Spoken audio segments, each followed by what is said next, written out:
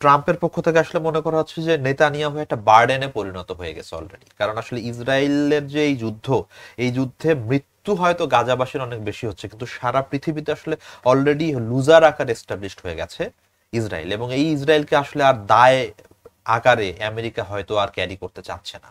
গাজার এই যুদ্ধের অবসানের বিষয়ে এখানে আমরা দেখেছি ট্রাম্পের পক্ষ থেকে প্রস্তাবনা এসেছে, হামাস তাতে জবাব দিয়েছে, নানান আলোচনা চলছে। কি অবস্থা, কতটুকু দেখছেন আসলে এই যুদ্ধবিরতি কোন দিকে গড়াতে পারে? এটা আসলে মানে গতকালকে থেকে তো এই ব্রেকিং নিউজটা আসতে শুরু করেছে যে ট্রাম্প সম্প্রতি 20 দফার একটি শান্তি প্রস্তাব দিয়েছে গাজা যুদ্ধ বন্ধের। তো এটা আসলে এর মধ্যেই হামাস এটা রিপ্লাই দিয়েছে এবং জানিয়েছে যে তারা আংশিকভাবে অংশত এই যুদ্ধবিরতি প্রস্তাবটার ব্যাপারে রাজি।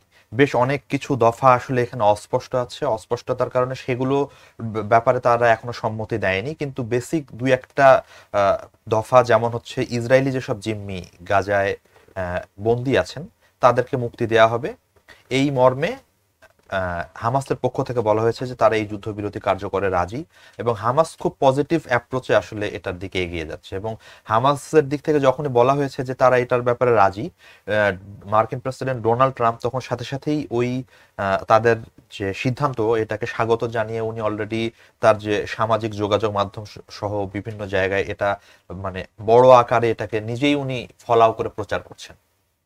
তো আমরা দেখতে পাচ্ছি যে হামাস এবং ডোনাল্ড ট্রাম্প যেহেতু এই প্রস্তাবের উদ্যোক্তা, দুই পক্ষ থেকেই খুব পজিটিভ, এবং ইসরায়েলি বিভিন্ন গণমাধ্যম, আন্তর্জাতিক আল জাজিরা থেকে শুরু করে বিবিসি এবং সিএনএন, অন্যান্য গণমাধ্যম ওগুলোতেও এসেছে যে নেতানিয়াহুও এটাকে স্বাগত জানিয়েছেন পজিটিভলি। মানে হামাসের ব্যাপারটা না, মানে যখন 20 দফার চুক্তিটা প্রস্তাবটা দেয়া হয় তখন ওটার ব্যাপারে পজিটিভ এক ধরনের নেতানিয়াহুর ছিল, কিন্তু এখন ব্যাপারটা হচ্ছে যে এটা ফাইনালি আসলে কার্যকরের ব্যাপারে কতদূর যাবে এটা নিয়ে এক ধরনের সংশয় আছে। কারণ হামাসের দিক থেকে যেহেতু বলা হচ্ছে তারা আংশিক রাজি, তাহলে কোন কোন টপিকে তারা রাজি এবং কোন কোনটাতে রাজি না, এগুলো নিয়ে তারা এখন আলোচনায় প্রবেশ করতে চায়। এখনই আসলে বেসিক ধাপটাতে, মানে এটা কার্যকর করা সম্ভব হবে কিনা ওই ধাপটাতে আমরা প্রবেশ করব, দেখতে পারবো যে সবাই প্রবেশ করছে। তো ওই জায়গাটাতে যদি আলোচনায় বনিবনা না হয় এটা কিন্তু ভেস্তেও যেতে পারে।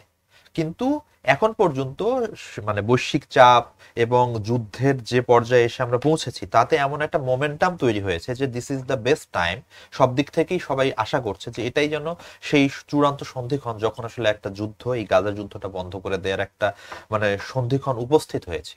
বাট আমরা আসলে এখনো শিওর বলতে পারছি না এটা কার্যকর হওয়াটা কত দূর, বা আদৌ এটা হবে কিনা। এই আলোচনা যখন চলছে তখনও আমরা দেখেছি যে বোমা বর্ষণ নাকি আরেকটু বাড়ানো হয়েছে। এক্স্যাক্টলি।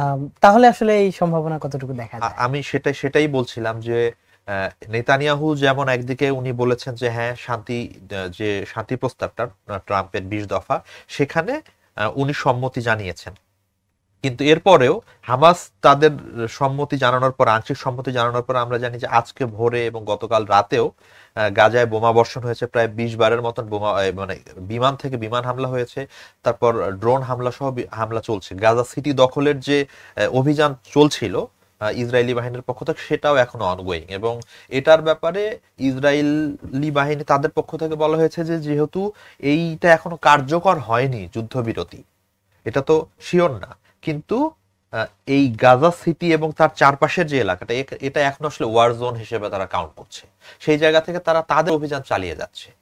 অন্যদিকে ট্রাম্প কিন্তু হামাস যখনই আংশিক সম্মতি জানিয়েছে তখনই কিন্তু ট্রাম্প এটাকে ক্যাশ করে তাদের কথাটাকে ইসরায়েলকে নির্দেশ দিয়েছে। আমরা বিভিন্ন আন্তর্জাতিক গণমাধ্যমের মাধ্যমে জানছি যে নির্দেশ মানে তাদেরকে সেই উনি ওই বার্তাটি দিয়েছেন যে বোমা হামলা বন্ধ হোক, কিন্তু বাস্তবিক অর্থে এখনো আসলে সেটা বন্ধ হয়নি।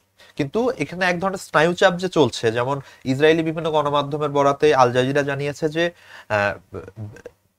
হামাস তাদের সম্মতি জানানোর সাথে সাথেই প্রতিক্রিয়া নেতানিয়াহুর পক্ষ থেকে প্রস্তুতি ছিল যে যুক্তরাষ্ট্র এবং ইসরায়েল যৌথভাবে এটার একটা প্রতিক্রিয়া জানাবে, কিন্তু ট্রাম্প যেন আগ বাড়িয়েই তার উচ্ছ্বাস এবং প্রতিক্রিয়া জানিয়ে হামাসের ব্যাপারটাকে সাধুবাদ জানিয়েছেন। এটা নিয়ে নেতানিয়াহু অলরেডি বিব্রত, এক ধরনের অস্বস্তিকর পরিস্থিতির মধ্যে উনি পড়েছেন, যার ফলে বোঝা যাচ্ছে যে এখানে এক ধরনের স্নায়ুচাপও চলছে।